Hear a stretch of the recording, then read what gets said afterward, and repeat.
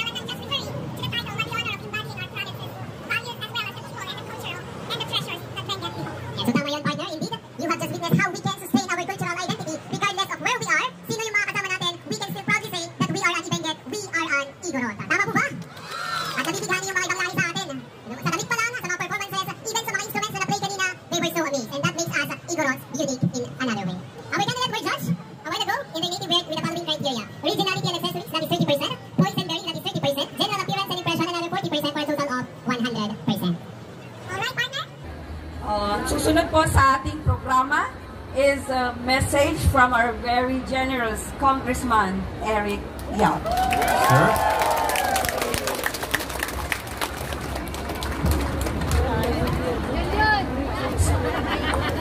Good afternoon po sa atin mga kailan sa Benguet.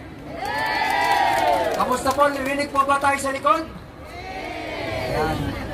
Last year, I was very fortunate na naimbitahan nyo ako maging guest speaker. At ngayong taon na to, nandito ulit ako para magbigay sa inyo ng inspirasyon, para magbigay sa inyo ng pag-asa. Every time na pupunta ako sa mga lugar, lagi kong tinatanong yung mga kababayan natin, yung mga kailan natin kung ano yung mga kailangan. Ano yung mga problema nyo. Kagabi, I was fortunate, nakausap ko yung mga ibang ex-president ng Benguet Federation. Meron kayong mga problema. Ayan, sound system, nauna. Yung problema natin, kapag meron tayong kailian na nagkakasakit sa Hong Kong, pagkatapos wala na siyang contract, paano babayaran ang kanyang hospital, di ba?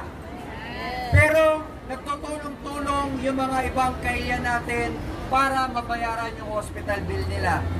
Kaya nga sabi ko, bakit hindi natin i-take advantage na nandirito yung mga public servant nyo ng Benguet? Di ba? So ngayong hapon na to magsisimula ako. Magdodonate ako ng 200,000 pesos sa Benguet Federation. Siyempre, marami naman tayo, may mga board member tayo, nandiyan si Vice Governor, nandiyan si dating Vice Governor Wagis na tumatakbo ng Governor, nandiyan po si dating Vice Governor Dangwa, nandiyan si Governor Diclas at ang mga mayors. Hindi naman kailangan 200,000 pesos, but kung anong kaya nating itulong natin kasi yung pinagdadaanan nyo dito sa Benguet, Hong Kong pala. Yung pinagdadaanan nyo sa Hong Kong, hindi ganun kabilis. Ma'am, sa OWA, alam nyo yung problema. Kapag kayo ay wala ng contract, nagkasakit kayo, wala nang magbabayad ng hospital nyo. Eh kung every year lang pumupunta ang mga public servant nyo dito, eh pagkatapos ng eleksyon, wala pang pumunta dito, paano kayo? Kaya nga ngayon, bago ko umalis, kunin ko yung bank details ni Benguet President. Again, ma'am, bilang support ko, hindi na 200,000, 300,000 pesos. 300,000 pesos po, seat money para sa Federation. Para kapag kayo dito, yung mga wala ng contract, nagkasakit, meron po tayong seat money na pwede nyo magamit. Again, iisang mensahe, magtulong-tulungan tayo. Isang mensahe, unahin natin yung mga nangangailangan. Huwag natin unahin yung mga paninira sa kapwa. Kasi pag tumingin tayo sa Facebook, puro negativity. Tama? Dapat pag tumingin tayo sa Facebook, puro tulong. Ang hirap kasi minsan, na-stuck tayo sa negativity.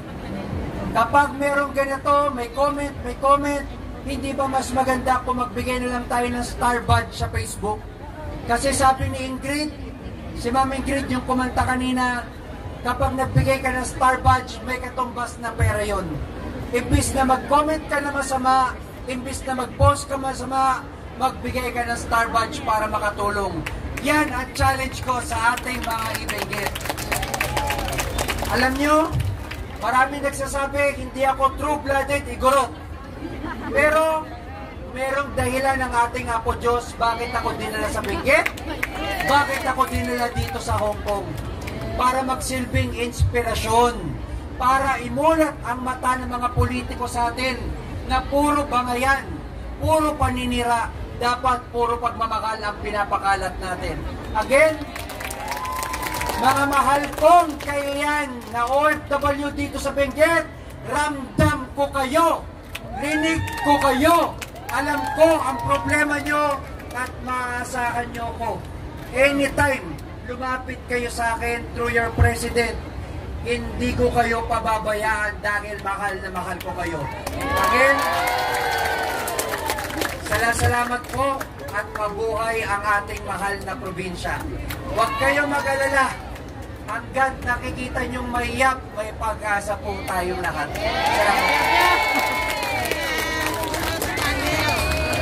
Thank you so much, sir. Once again.